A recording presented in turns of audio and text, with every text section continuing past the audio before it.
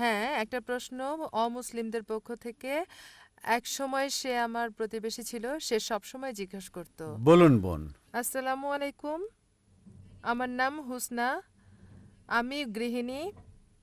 আমার প্রশ্ন হলো, মানে আমার প্রতিবেশীর প্রশ্ন, প্রত্যেক মুসলিমই কোরআন অনুসরণ করে সারা পৃথিবীতে, তাহলে কেন এতগুলো দল?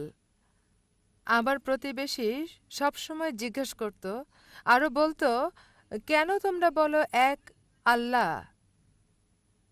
কারণ অনেক দলই আছে যারা বলছে নামাজ আদায় করার সময় মাথা ঢাকার দরকার নাই, আর যেমন প্রথম আঙ্গুল নাড়ানো, ইত্যাদি ইত্যাদি।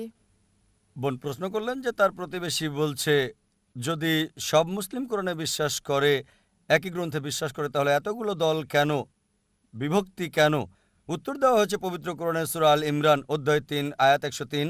ওয়াতাসিমু বিহাবলিল্লাহি জামিআ ওয়ালা তাফাররাকু। আল্লাহর রজ্জুকে শক্ত করে ধরো এবং বিভক্ত হও না।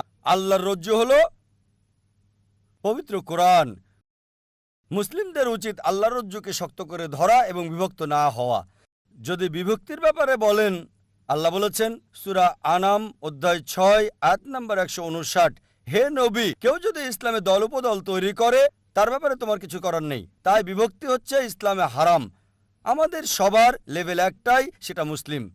এজন্য আমার লেকচারে সূরা আল ইমরান অধ্যায় ৩ আয়াত ৬৪-তে বলেছি, তাআলাউ ইলা কালিমাতিন সাওয়াইন বাইনা বাইনাকুম আল্লা না'বুদা ইল্লাল্লাহ ওয়ালা নুশরিকা বিহি শাইয়্যান ওয়ালা ইয়াত্তাখিযা বা'দুনা বা'দান আরবাবান মিন দুনিল্লাহ ফাইন তাওয়াল্লাউ ফাকুলু শাহাদু বিআন্না মুসলিমুন। আমরা সাক্ষ্য বহন করি যে আমরা মুসলিম, আমরা ইসলামকে বিভক্ত করি না। ইসলামে এসবের কোনো জায়গা নেই।